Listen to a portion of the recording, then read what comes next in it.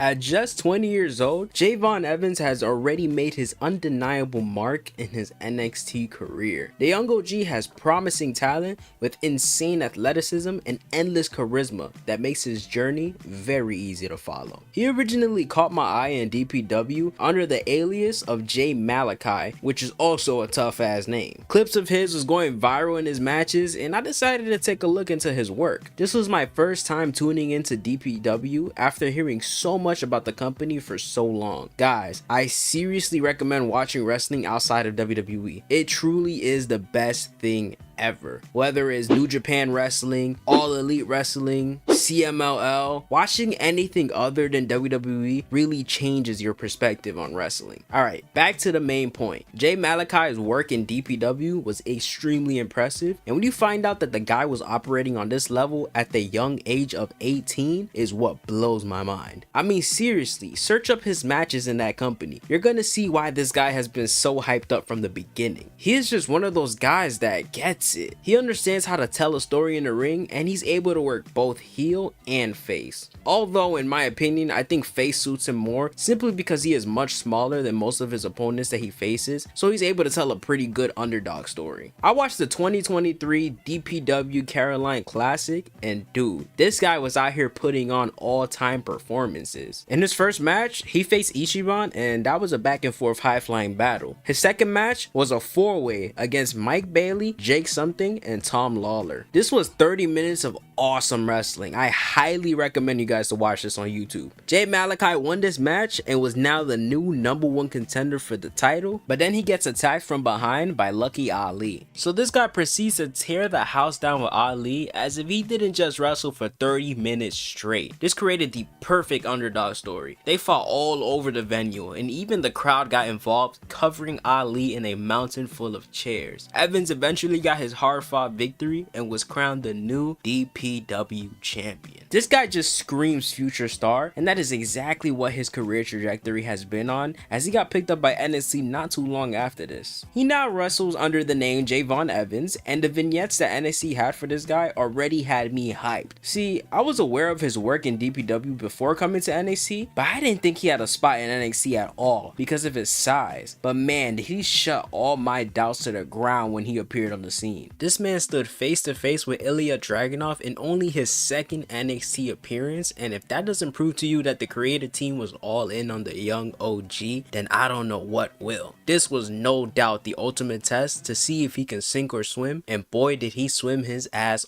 off. He was entered into a #1 contender battle royal match. Honestly, the last person I had on my mind to win this thing was Javon Evans because he just arrived, so it would have been way too soon to get him into title contention. Well, push comes to shove, and this match ends up turning into a fatal four-way for the NXT title, so this all ends up working in the long run. This would lead to what was one of the most unexpected bangers of 2024, as all four of these guys went out there and put it all on the line. I was one of those that had no faith in this four-way because of the people who were involved. I just wasn't into Trick as a wrestler, and Shawn Spears has never moved me, so when they put on this heater of a match, I was pleasantly surprised. This was also the match that really put Javon Evans on the radar of many fans in WWE. I mean, some of the spots he was pulling off just gave off massive confidence in his own ability. Another thing I really like about Javon Evans is the fact that he sounds very natural on the mic. He sounds like this is how he talks outside of work, and that helps the people connect with his character on a deeper level. Why do you think people resonate with characters like CM Punk? It's because of his ability to connect with the crowd by being his authentic self. Now, I'm not saying Evans has the mic ability of Punk, but he has that authenticity that has helped him build this loyal fan base down in NXT. This is what made him become my second favorite wrestler on the brand behind Obafemi. By the way, shout out to Obafemi. We literally called it that this man will become a future star for this company, and look at the work that he is producing. Okay, let's get back to the young OG. After failing to capture the title at Heatwave, Evans was pretty much in limbo land tagging up with Cedric Alexander, in which at first I thought this was promising because Cedric is a hooper, but it seemed like creative had no plans for this pairing, so it all fell through. I mean, they had a tag team title match which was fucking awesome, and I have no idea why this wasn't followed up on. Then they ended up releasing the guy, which is crazy because that men's division needs some hoopers.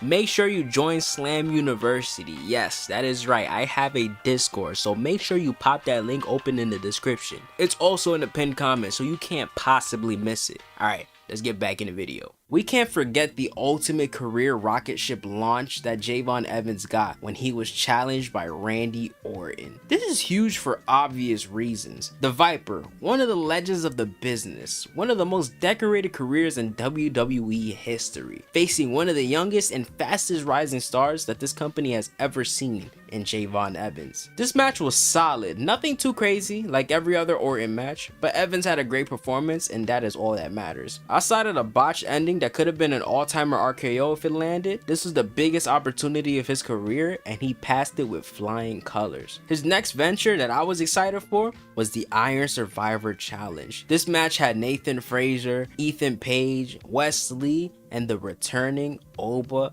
Femi. This is another match that I recommend watching because holy shit, everyone did their thing in this. I love when companies come up with new stipulation matches, and the Iron Survivor is a genius concept. Evans showed out in this one per usual, but Oba Femi straight up cleared house and presented to everyone why he should be the next NXT champion. After this, Evans will spark up his beef with Ethan Page once again, and this is honestly a really decent feud. In my opinion, this is the best work that he has done so far in NXT in terms of story building. They were running with the angle that Page lost his smile and Evans had a change of heart and tried to help him find it again. Page would then attack Evans and reveal that he never lost his smile, he just lost that aggression that turned him into the monster he was originally. This led to a match between the two at Vengeance Day, with the story centered around whether or not Evans will overcome the major target of his jaw being a weak target. See, what I liked about this build-up is the sudden shift in the character of the young OG. When he first entered NXT, he was this highly positive guy who would respectfully run the fade with anyone if they stepped up to him or crossed the line. This time he was all business and didn't care about hurting Ethan Page if it meant getting his revenge. The match was solid and ended with Page catching Evans with a punch from mid-air, which ultimately secured him a victory. Perfect storytelling done with simplicity. Then they had a street fight just last week, which was also really fucking good and a great way to put a pit stop end to this rivalry because I don't think it's over yet.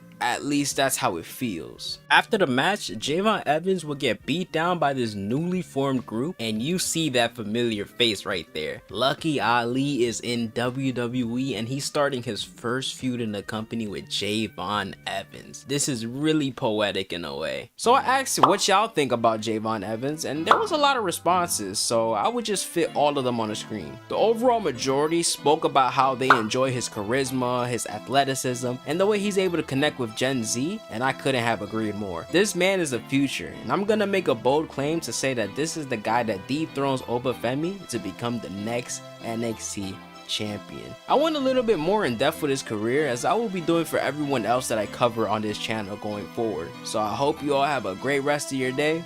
I'll see you all in the next one.